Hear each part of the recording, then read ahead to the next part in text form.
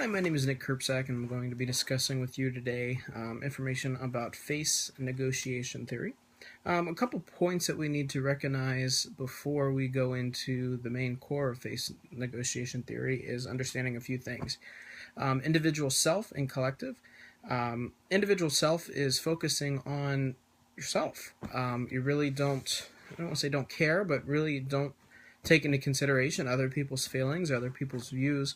You're just focused on your own information and your own views about whatever you're studying or discussing or arguing or presenting.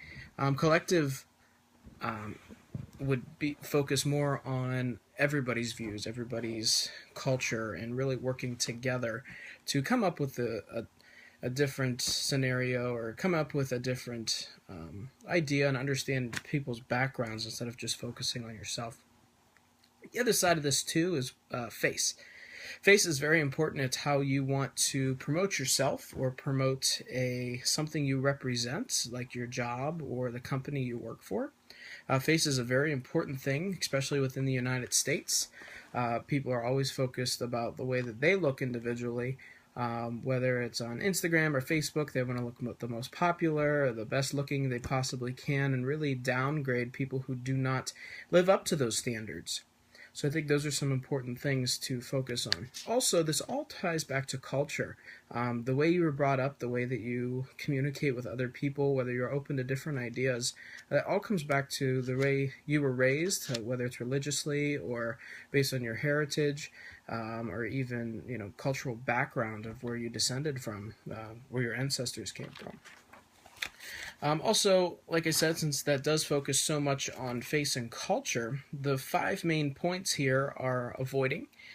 And this is how you deal with some of the conflicts when you're dealing with face negotiation. 1 is avoiding, 2 is obligating, 3 is compromising, 4 is dominating, and 5 is integrating. A little bit about all of those 5.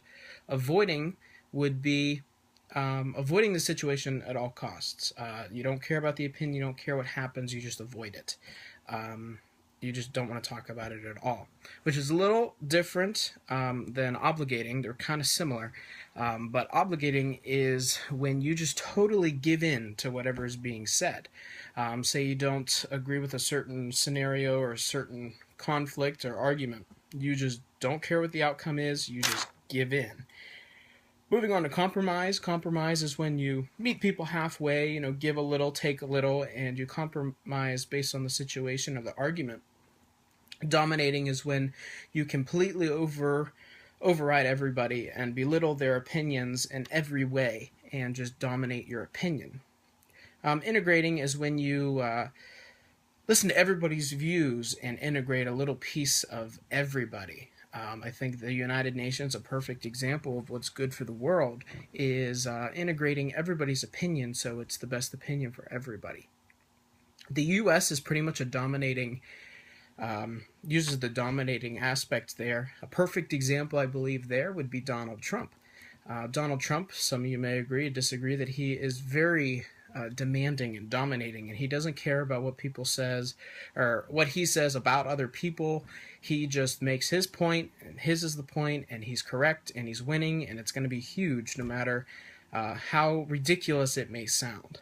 So I believe that is a perfect example of expressing some situations here with face negotiation. Thank you.